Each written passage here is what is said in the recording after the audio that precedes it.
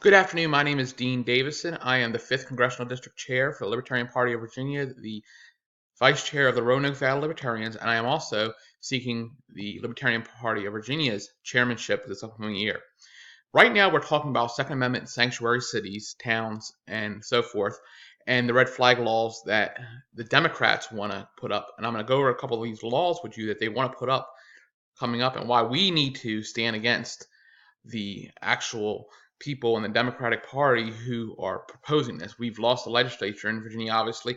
As of 2020, we are going to have a Democratic governor, a Democratic state senate, and a Democratic House of Delegates. This is horrible.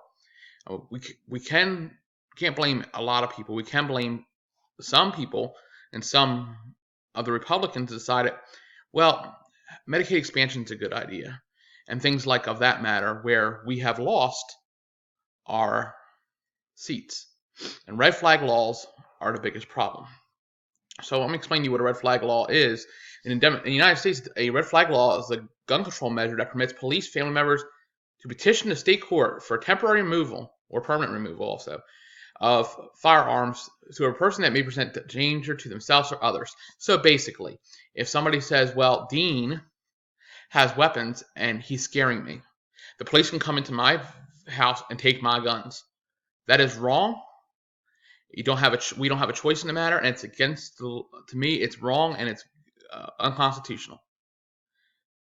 If he's refusing to comply with this, is going to create a criminal offense where you might be arrested. I mean, we have the right to bear arms. The Constitution, Second Amendment, gives us that right, and that is where we have a big issue. That is a huge problem we're going to have.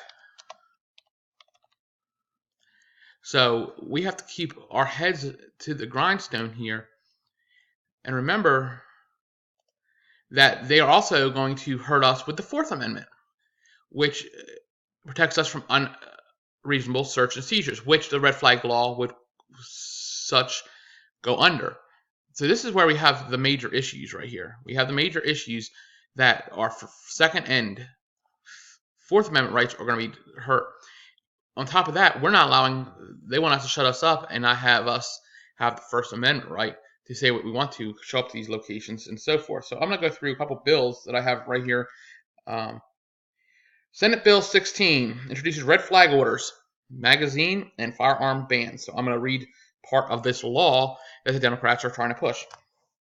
If a court has found a child 13 years old at the time of offense delinquent, they can do a 13-year-old and actually get you up to problems. So anyway, this will allow this bill will allow and prohibit carrying loaded shotguns in public areas and so forth. Possession of transportation of firearms, doing a background check. I mean, this is all in this bill, and it's horrible. Universal background checks. We know what that means. Senate 18. Senate Bill 64 introduces new language characterizing assembly, training, and gathering in public places with firearms as paramilitary activity and will prohibit it.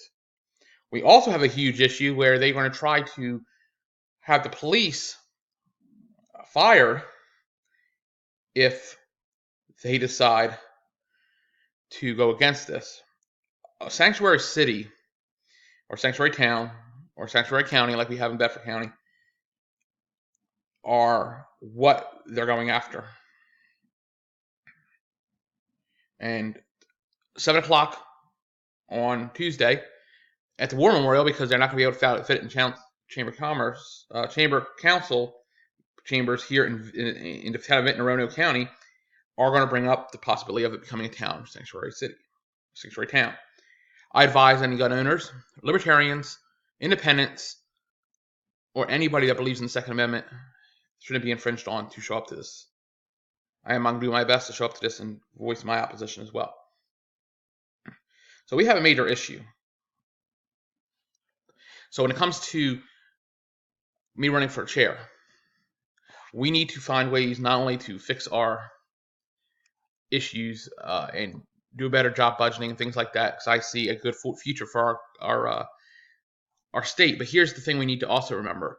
The chair has to also be willing to go against these Democrats, go up to lobby and go up to talk against taking of our guns and our Second Amendment rights. This is a very important time. This state has a lot of places that are sanctuary counties. Roanoke County is sanctuary county, Bedford County, Campbell County, everything surrounds Lynchburg. Lynchburg is not. City of Roanoke is not, obviously, because it's a Democratic stronghold.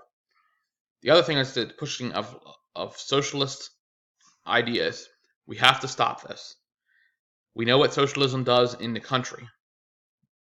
So look at Venezuela, look at places like that. Socialism. Socialism doesn't work. Yes, we have to have I think as a libertarian, as a social, as a classical liberal, is what's under one of the different 9 forms of libertarians, basically states, we believe in everything the libertarians do, but we believe that having a small social boundary for the poorest people that cannot afford things, have a little bit of a safety net. And I believe that's a great way to live. Especially with volunteerism. If you can help that way voluntarily, that's even better. Volunteering is extremely important, and that goes for going out and collecting signatures. That goes for helping get people on the ballot here, because we have to get 10% for our state-run officials to even get on the ballot. We have 2020 coming up. Eric Bolling decided he was going to step up, and he's going to be basically our spearhead for the 2020 presidential. And I'm so proud. He's my vice chair for the 5th district. I am so proud of him for stepping up and doing that. He is a great man and a great libertarian and a good friend, and I believe he is the right man for that job, and I think everybody needs to help him out in that. But my message is to our Republican friends, our independent friends, our Constitution Party friends, anybody that is pro-Second Amendment, even Democrats that are pro-Second Amendment, please fight against this infringement of the Second Amendment.